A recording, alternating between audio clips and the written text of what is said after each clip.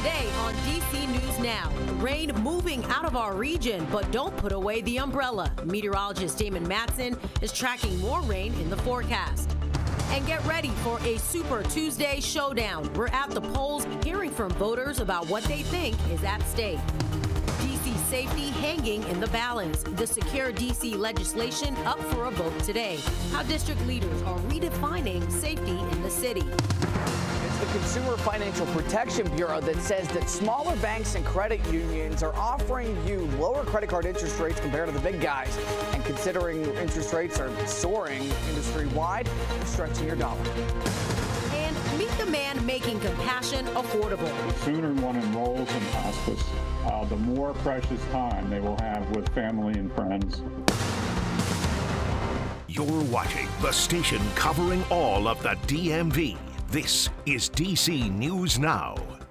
Good afternoon. Thank you for joining us for the news at noon. I'm Tosin Fakile in for Mark Hall this afternoon. Steady rainfall moving out of our area, but that rain is making for some slick conditions out there on the road this afternoon. You're taking a live look at the Mixing Bowl in Springfield, Virginia, the National Cathedral there in DC. And this is our photographer, John. He was driving around showing us those slick conditions on the road throughout the morning. Meteorologist Damon Matson joins us now for the latest check on that forecast. And Damon, the rain has stopped. The question is, are we still going to see it come back around? Well, Tosin, I think in due time, yes, this unsettled pattern is not going to be ending anytime soon. But for the time being, yes, that pesky rainfall that made for some tricky conditions on that morning commute. For many of us out there, it's coming to an end as we head into the afternoon. And the storm system responsible is pulling away. Checking out that radar loop, it's clear to see right where that storm system is spinning away just off of the east coast there,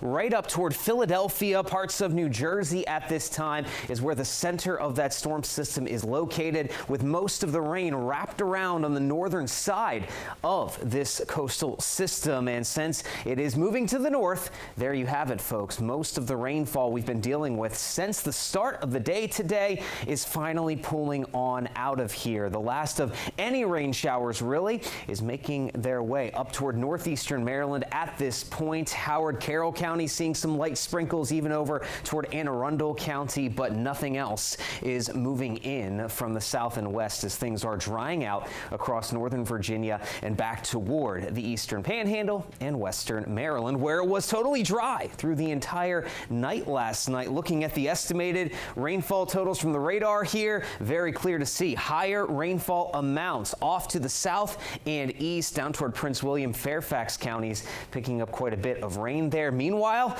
hardly anything once you went west of the Interstate 81 corridor and the Shenandoah Valley. So we are wrapping up this rainfall from this latest storm system here this afternoon. There will even be some breaks of sunshine, especially as you go west, and that will warm us up a little bit just before the end of the day. But again, this dry weather is very short-lived as we head into your Wednesday. When are we going to see our next round of rainfall arrive? We'll have a full look in your forecast coming up here in just a bit.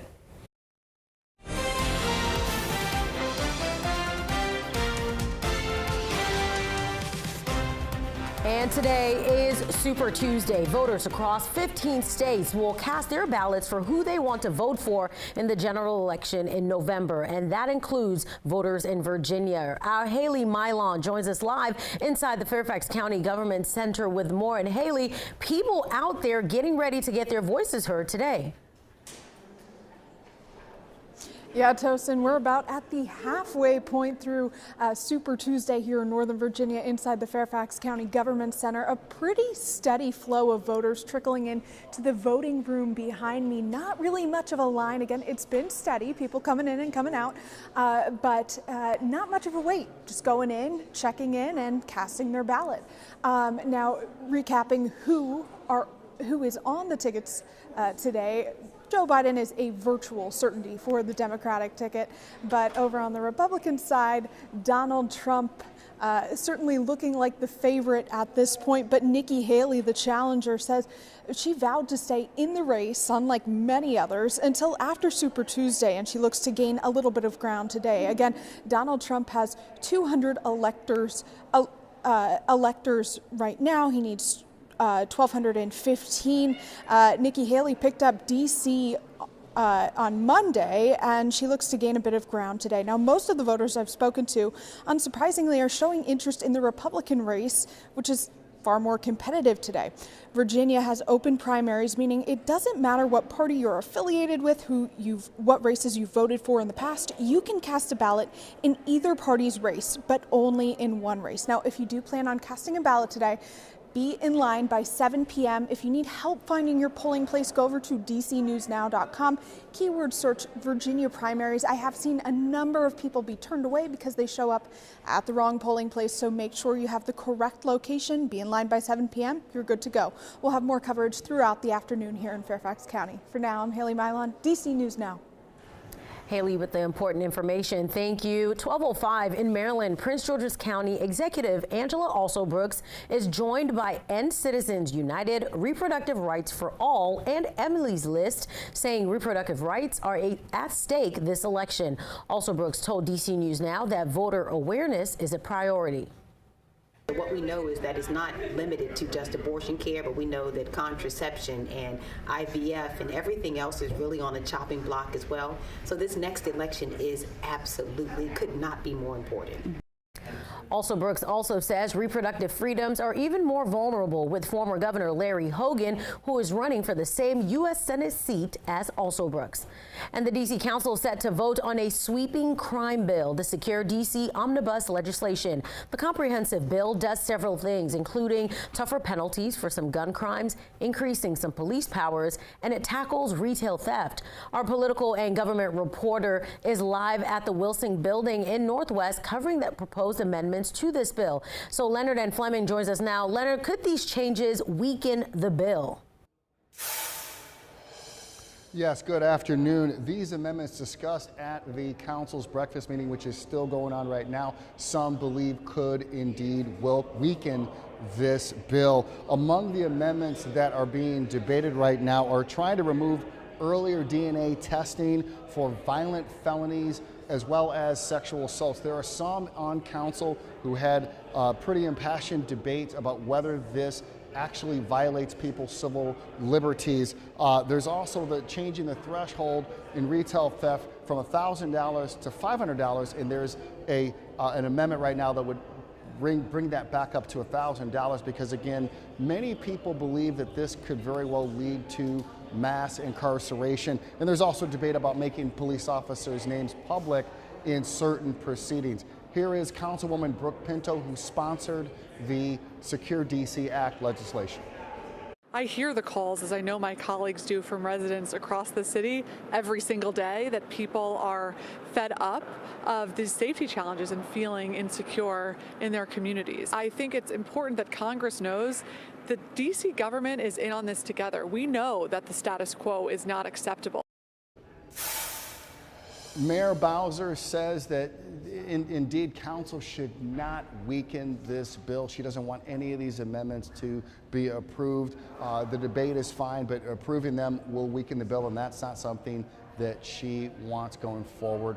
Reporting from the Wilson Building, Leonard and Fleming, DC News Now. Back to you. Thank you.